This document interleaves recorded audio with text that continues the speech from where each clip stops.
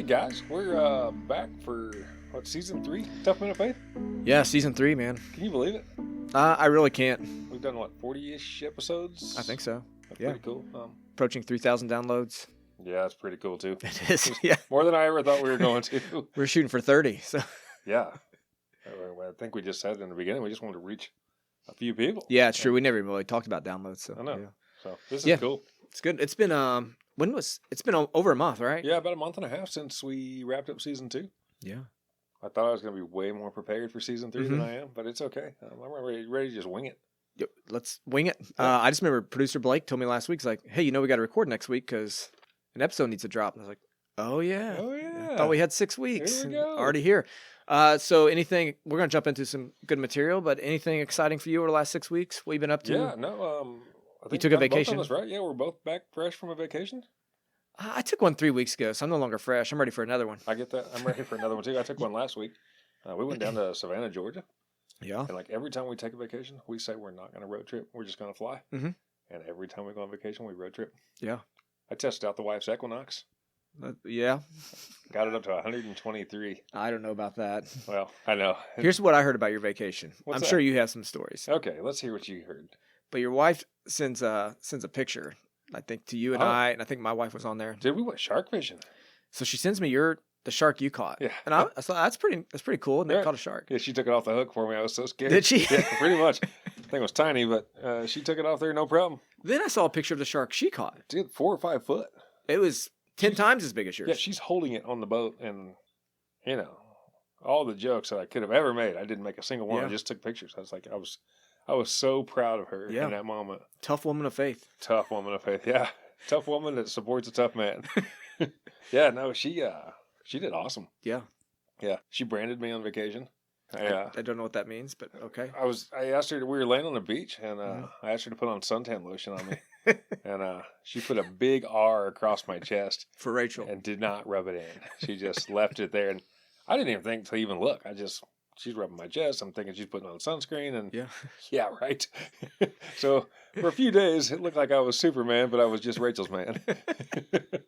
That's so funny. It was kind of funny. So Yeah, everything else good on your vacation? yeah, everything's great. Good. Happy to be able to take a little time off and ready for another trip.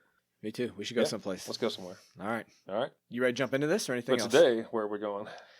Today, so you had something you want to talk about, and then I was like, hey, there's a scripture that we talked about on Sunday, and you kind of talked about in the small group you lead. Yeah. On Elijah. Yeah. Is this ringing a bell for you? It is. Oh, okay. yeah. Okay. Yeah, I remember. Good. I mean, it's only 2 days ago or 3 days ago, whatever. This is where Elijah's telling the king about the drought, right? Is that what you're talking about? Yeah. Ahab. Yeah. We usually have better plan this. How about I'll just tell you like a scripture, you read it, and then we'll just kind of talk about it. All right, sounds good. So what First do you want me Kings. You had a good title for this podcast. It's okay to not be okay. Yeah. You know what you just said before we came on here? Yeah, for sure.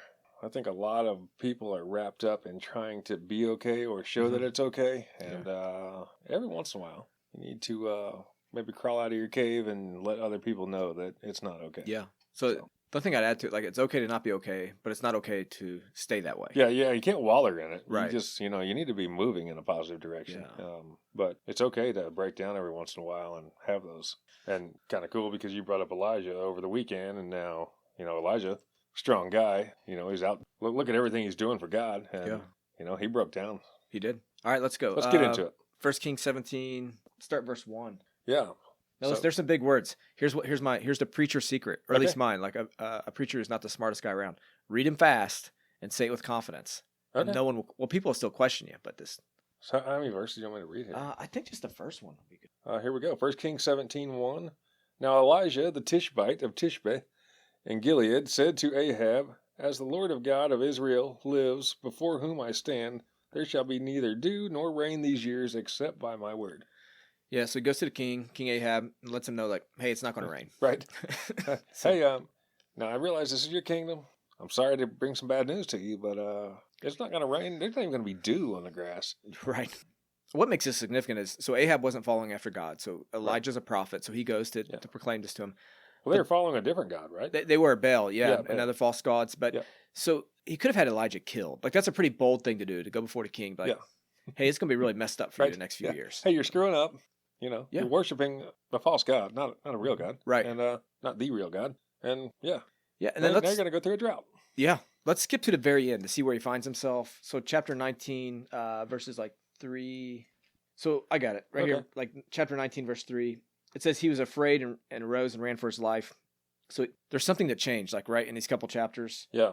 It says he goes a day's journey into the wilderness and came and sat down under a broom tree. And he asked that he might die, saying, "It is enough now, O Lord. Take my life, for I am no better than my father's." What's a broom tree?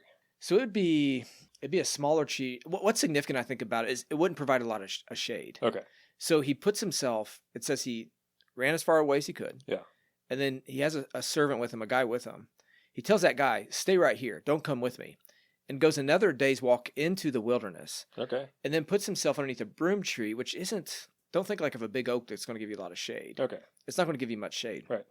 So he puts himself in a bad situation, away from his friends, and tells God that, "Hey, I'm just ready to die." Yeah. And then even if you read on further, he's eventually going to find himself in a cave saying the same thing. Like, "Hey, I'm the only one that's out here trying to do the right thing. God, why don't you just go ahead and kill me?" Yeah. So I don't know if you can relate to that. I can. I can. I've been there. I've been there many times over. It seems like it's funny how often we go to the cave before we go to other people. Mm. You know, we don't call in our friend. We don't call in our battle buddy we talked about in the past. We don't call anybody. We don't lean on anybody. We just put ourselves in the cave and, put our head between our legs, and it is what it is. Yeah. We waller in it, really. We do. And what's Elijah's a good guy. Like he's when you think of like men in the Old Testament that did big things for the kingdom, Elijah's that guy. Like he's Transfiguration in the New Testament. He's solid. He's bold. He does big things, and he finds himself in a cave wanting to die. Yeah. So if Elijah can get there, why can't we? Nick and RT can get there, right? Yeah, and the guys listening to this, right? So yeah, and it kind of goes back to the title of the sermon. It's okay not to be okay. Title of the podcast. I need you to start naming my sermons for me. Sorry. Yeah, I'll work on that for you. But title of the podcast, it's okay not to be okay, but it's not okay to stay there. Yeah. And I think we need to make sure that we really drive home that second point. Yeah. So let's jump back into the story. Chapter 18. Do you have that pulled up? No, I don't. Okay. Look for chapter 18, verse 17. It's when Elijah is going to go back to the king now. Just when he starts talking trash? He's going to talk a little trash here. Okay. It gets better. Yeah. Like Elijah's going to be one of your favorite guys in the Bible, I think. Yeah. Because it kind of reminds me of. Can I talk a little trash? You can talk a little trash. Right. Chapter 18, verse 17. When Ahab saw Elijah, Ahab said to him, "Is it you, the troubler of Israel?" Isn't that funny? Yeah. So he sees Elijah, who's come back to tell him that, hey, it's going to rain. Right. He said, I imagine he's sitting on his throne, and he sees Elijah walk in. He's like, the guy that brings trouble to Israel. What a way to be known by the king. What do you want? How are you going to screw up my day today? Is what I was thinking. That is pretty much what he's saying. Yeah. Then verse 18, he goes on. He tells Ahab. He answered, "Oh, sorry. Go ahead. I have not troubled Israel, but you have, and your father's house, because you abandoned the commandments of the Lord, and you now follow Baals. Now therefore send and gather all Israel to me at Mount Carmel, and the 450 prophets of Baal, and the 400 prophets of Asherah, who eat at Jezebel's table." Yeah, so what's going to happen is he's going to have this big showdown, right? So we won't read through it all. You guys should go read it. It's in 1 Kings 18. But there's hundreds of prophets of Baal, and there's one Elijah. So it's funny, you got the 400 prophets of Baal, and then the one Elijah, the one prophet of God. Of God. And so you're one guy versus 400 guys. First off, you have the courage to stand up there and do that with your king, or the king. And now you're telling the king that, you're basically calling him out. And then you're going to try and prove why you are right and he is wrong in front of him and his 400 friends. Yeah. So the showdown starts. Kind of takes some cojones to do that. It takes a lot of courage, right? Yeah, courage. That's what I meant. There's a C word. I couldn't find it. So Elijah shows up at this mountain. They bring all of Israel to this mountain, and the showdown starts. So he lets the other guys go first. You pick which bull you want to put on this. So sacrifice. You're gonna tell a guy to give him 2 bulls. Two bulls. Gonna put one on this altar, one on this altar. So they start about 9:00 in the morning, and they're calling out the bell to try to get him to light this altar on fire. To light the fire to cook the meat. Now Elijah waits till noon, so he waits a few hours. Right. These guys are still trying. Yeah. And that's what verse was that?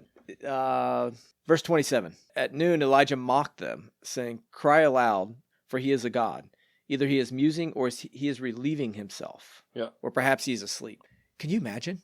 Yeah. Like Elijah's looking at all these guys trying to get this. He's like, you're looking at 400 plus guys, and you're saying, "Hey, maybe your God's over there taking a poo. Maybe that's why he hasn't lit your fire for you." Yeah. God's sitting on the throne. Yeah, maybe he's sitting on his throne.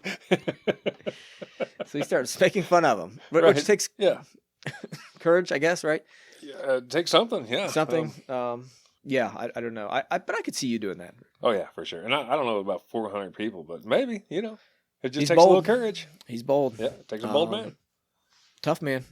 Tough man of faith right there. Here we go. So he does that. Nothing happens. Then he tells him on his altar, hey, throw some water on this. Yeah, throw some more water on this. Grab some throw 5-gallon bucket of water, Yeah. and dump it all over the wood and everything, and God lights his fire. God lights the fire. It all happens. So, and then, okay, so now we're trying to get to the end here, right? So what happens after that is basically all those prophets are killed. Elijah's been doing a lot. So Ahab has a wife, Jezebel. And so he tells her what has happened. And so these were like her prophets. She's ticked off. Yeah. So all of a sudden now. Not like a woman scorned. How's it go? If you want to say something you can't hear, I'm going to refrain. How's the saying go? I don't even know the saying. You lie? I lied in your office earlier, and you did. want to lie now. I see. So he's scared to death of this lady. Yeah. And that's when he starts on his run to go into the wilderness, to go into the cave, after doing all these great things, and now he finds himself running. Women can be scary. This woman when they're mad. This woman was definitely scary. I get it. Or Elijah had forgot about who was giving him the power. Yeah. I think, right? Yeah, well, yeah, absolutely. He kind of reverted back and, thought he was going to have to handle it on his own and not be able to lean on God to give him the courage to, to fight back against these people that are wanting to kill him. But he had a lot going on, right? So he just had a big victory. So have you ever noticed, like, after something good happens, sometimes you find yourself... Yeah, after a couple of big victories... You're kind of down find yourself in a valley, or you can find yourself going into a valley. You can. He was physically tired. Yeah. I mean, this would have been several days of just exhaustion from... Yeah, just trash talking about Trash talking, yeah. I get that. I get tired when I trash talk too much. Do you? Oh, yeah. Man, it motivates me. Right. He would have been... I think disappointed in some ways that he probably thought the whole nation, all the prophets would have turned to God, but they didn't. Right. And then you find himself alone, which we talk about a ton on this podcast. Yeah. He finds himself putting himself in a situation where all these things have happened, and now he's putting himself all alone. Yeah, and now he's alone, and doesn't have anybody to lean on.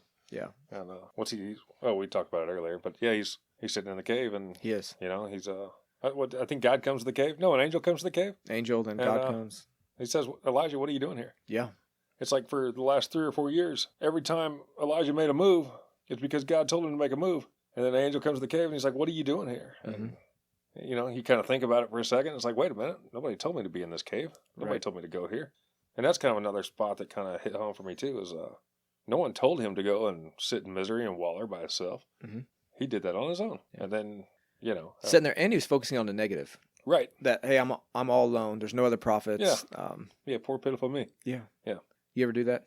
Oh, yeah. I do too. Sometimes, like, everything's bad. Yeah. Everything's bad. Oh, yeah. Right? And then, I'll go tell my wife about it, and she just looks at me like, you sissy. Grow up. It's not that bad. Doesn't she usually say, don't you host the Tough Men of Faith podcast? Yep. Okay. So what I learned from this is that I think he'd forgotten what God had done in the past. Yep. It was a big takeaway. I had that. Yeah. Hey, look what God had done. So 2 things. Actually, there's 2 big things I learned. One, I could find myself in this situation. Yeah. Like, it's not beyond me to find myself in a cave, depressed, down, thinking all life is bad. I'm just ready to die. If Elijah can be there, I can be there. Yep. And it's okay to know that I'm there. Right. But when I'm there, I need to get some people around me to remind me of what God has done for me in the past. Yeah. Because that's what, so Elijah, he's going to leave here, and God's going to have him invest in Elisha, who's going to become like his right-hand man. Right. Where he's having that connection. He's ministering again. He's back in the saddle, if you would, like going at it again. Yeah. And God's leading him the whole time, to get back into that, to go back into this direction. Yeah. And so if you find yourself in a cave today, it's okay, right? That you're going to be there at times. Yeah, it's okay today. It might be okay tomorrow. Right. But you need to start working your way out of it. You need to lean on God, and you need to find you a friend. Right. You need to find somebody to talk to and somebody that can lead you in a positive direction. Don't find any friend. Right. The right friend. Find the right friend. Right. So I think we may wrap this up here today. Yeah. And then jump into this again next week because you have some practical things you wanted to share to kind of tie into this. Is that right? Yeah, a little bit. Is this a good place to wrap it up? Yeah, I think it's a good place. Okay. Yeah. We're really happy to be back. We needed a 6-week break like anybody else. Tough men need a break sometime. They do. Really happy to be back. Really want to hear what everybody has to think about what we've been doing here.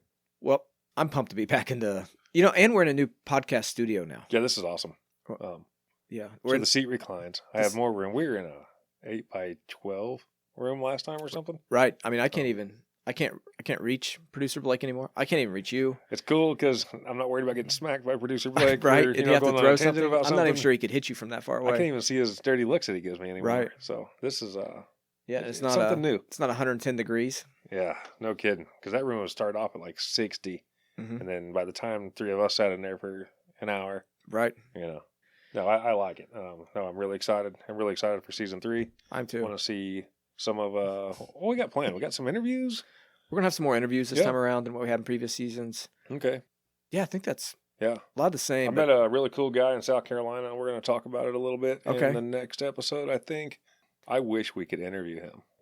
Where does he live at? South Carolina? He is in, check out this town. It's called Round O, South Carolina. That's the official name. Official name, Round O. Let's do a road trip.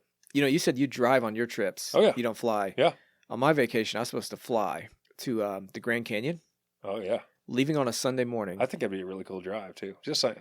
Well, we had 4 days. Oh, yeah. Total. Okay. So we're going to fly out one day, fly back on day 4. Gotcha. And they moved my flight forward 3 days. Okay. So I was going to fly out on a Wednesday and fly back Thursday. Wrong. It's like, well, that's not going to work. Yeah. So we could. Anyways, yeah, we could drive. Let's road trip down to South Carolina. Let's go talk to this guy in Big O, South Carolina. Well, now you've pumped it up. So yeah, next week you guys want to make sure you listen to hear. Yeah, next week I want to talk a little bit about advertising and how us men advertise ourselves and what that says about us. Okay.